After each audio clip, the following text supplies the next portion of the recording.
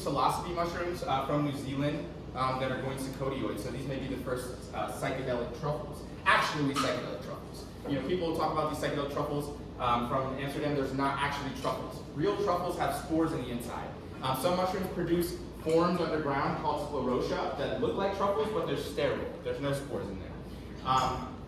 Sequestrate mushrooms. So these are also mushrooms that are closing up completely and again selecting for animal dispersal. So when we're talking about non-cup mushrooms, we're talking about psychotioid and sequestrate mushrooms. This is the process of truffleization among mushrooms. I don't know why I'm holding this remote. It doesn't do anything.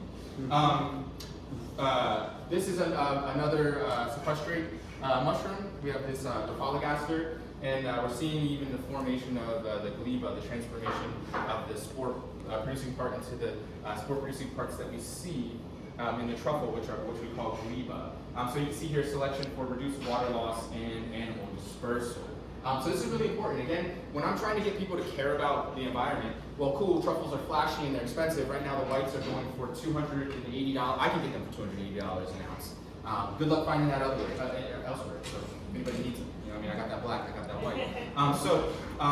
We see this long evolutionary procession, and you know, what kind of animals are eating truffles?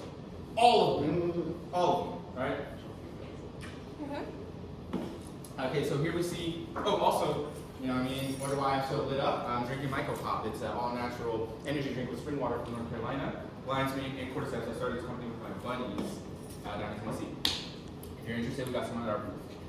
So 2021, recent research showing Patagonian birds eating truffles. Lowland gorillas, African gorillas, eating truffles, eating the false truffles.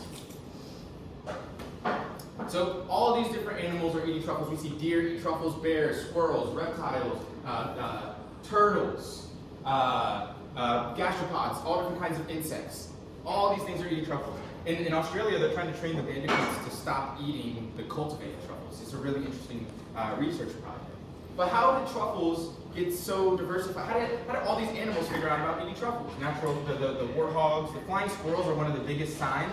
Some animals, smaller animals, particularly shrews, squirrels, flying squirrels, 90+% of their diet is truffles. So some of the animals are dependent upon truffles. Especially in the Pacific Northwest, in the Douglas fir plantations, truffles represent one of the higher caloric intakes that an animal can find in these crop plantations. There's not as much diversity as here in the East Coast. We have a lot more diversity in our forests for things to eat. So even though truffles are hermaphroditic, they can't fertilize themselves. What we really see is that they need animals to come eat them and then poop their spores out and around, so that those, because each truffle that we see is the result of one spore connecting with the fungal body that lives on the tree roots. So those of us that don't know about mycorrhiza, the roots are covered with fungus entirely, usually just one type, one species. This is where we see our mycorrhizal mushrooms growing. So the tree has the truffle fungus on it, but it needs a spore to connect with it every single year to create a new truffle, and you get a bunch of truffles around the tree. So in Spain, they actually figured this out, and they will mix dried truffles with a sterile substrate and then put this in holes next to the truffle trees to stimulate higher production. There's research showing foraging behavior, hoarding, and hibernation are recognized as factors influencing the spatial and temporal patterns of spore dispersal. So this is like I don't even want to say anthropomorphic, but it's like animal promorphic. I don't know if that's even a word, but it's like thinking of the animal as the conscious, autonomous entity, and thinking of the truffle like a dead, it can't do anything. It's just there. But I would like to flip this because, you know, the mouse is just walking through the forest, doing its thing, maybe looking for food, maybe looking for water, whatever. Boom, smells truffles. It's like Looney Tunes. It's like it's lifted up off its feet and it's going right to that truffle. It's not, everything is hijacked. Whatever it was doing before doesn't even matter. It's going to that truffle. And that truffle's going to influence its behavioral patterns in a lot of different ways. And I'll mention it now, and we'll get into it a little bit further, but Black truffles and burgundy truffles, like the ones I have, are known to produce anandamide, which is an endocannabinoid. It's a cannabinoid that our body produces, an endogenous cannabinoid that our body produces that's known as the bliss molecule is represented. It's responsible for our mood and metabolism in our body. So the research, and I have it in here, let's see. The research came out in 2015. Truffles contain endocannabinoid metabolic enzymes in anandamide. The researchers say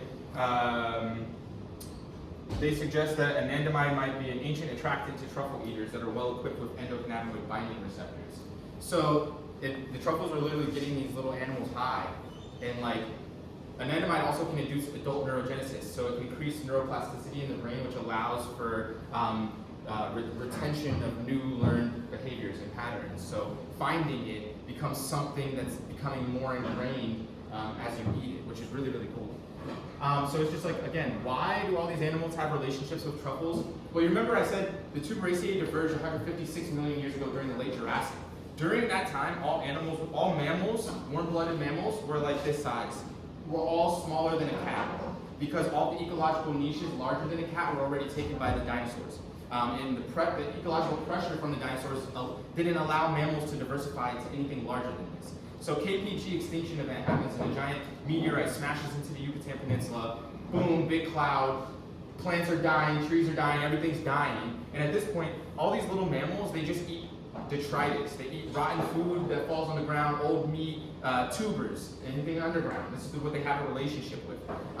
Anybody that forages mushrooms that grow around trees, has anybody seen their tree die and then there's just like 1 or 2 years where the tree just produces a bunch of mushrooms and then it's done? Could you imagine this happen in a mass scale after this extinction event? It's cloudy, it's not sun, there's not a lot of sun, there's not going to be many things to dry out. I would assume there's a lot of mushrooms, and a lot of these organisms are equipped to eat these mushrooms. So I would assume there's a lot of interplay that was going on there.